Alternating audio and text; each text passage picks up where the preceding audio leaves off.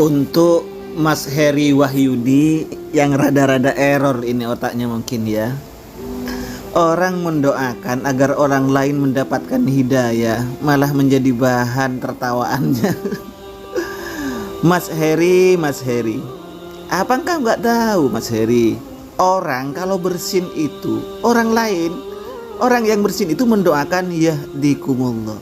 Sementara kalau Anda itu otaknya Anda error atau Anda mengerti bahasa Arab, orang-orang Wahabi itu biasa mengatakan Allahu yahdik. Ya mungkin Anda tidak tahu artinya. Apa yahdikumullah itu yang biasa diucapkan oleh orang yang bersin? Atau apa arti Allahu yahdik yang biasa diucapkan oleh orang-orang Arab itu? Itu artinya semoga Allah memberikan hidayah padamu, goblok. Bismillahirrahmanirrahim. Assalamualaikum warahmatullahi wabarakatuh. Alhamdulillahirrabbilalamin. Wassalatu wassalamu ala sayyidina Muhammadin asrafil mursalin wa ala alihi wa sahbihi ajmain, amma ba'du.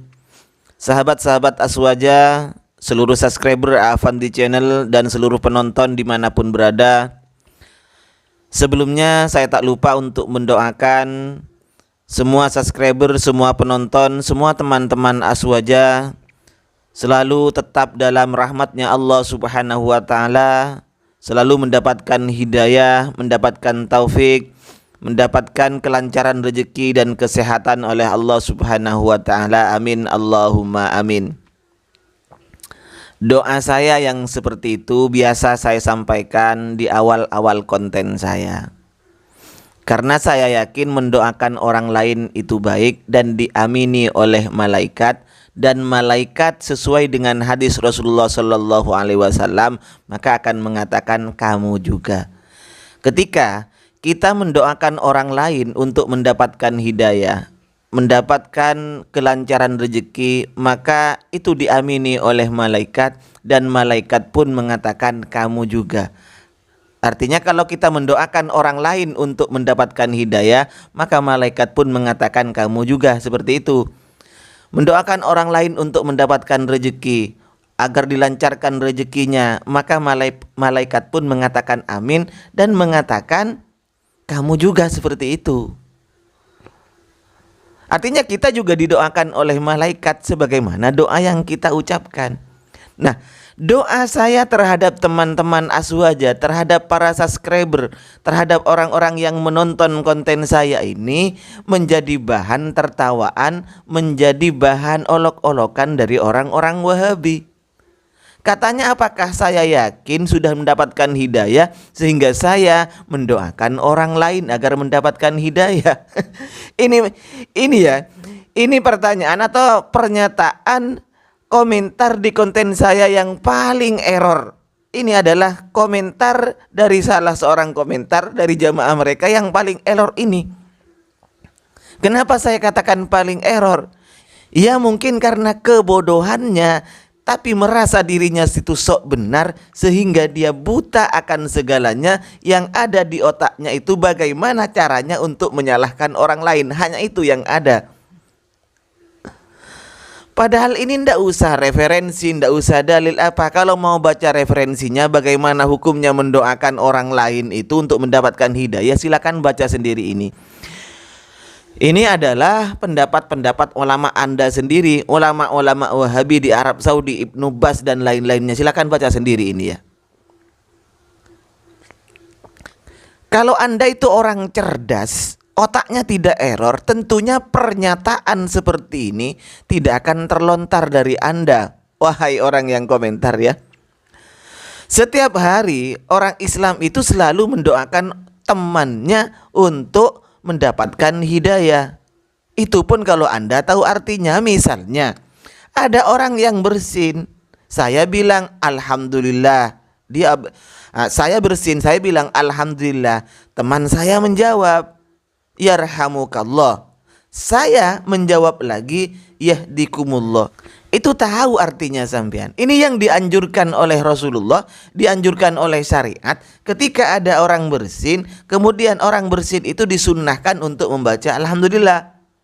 Nah, orang yang mendengar ini sunnah mendoakan orang yang bersin, yarhamukallah. Artinya semoga Allah merahmatimu.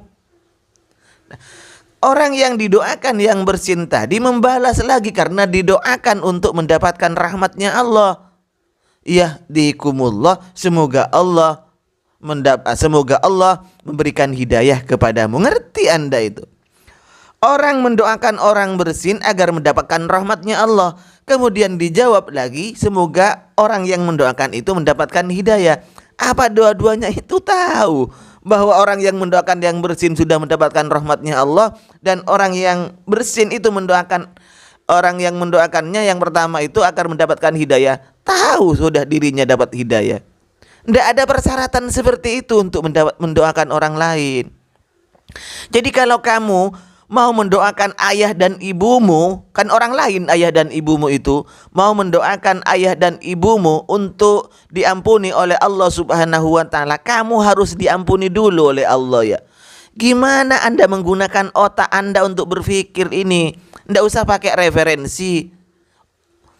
Kalau pikiran waras saja sudah tahu seperti itu.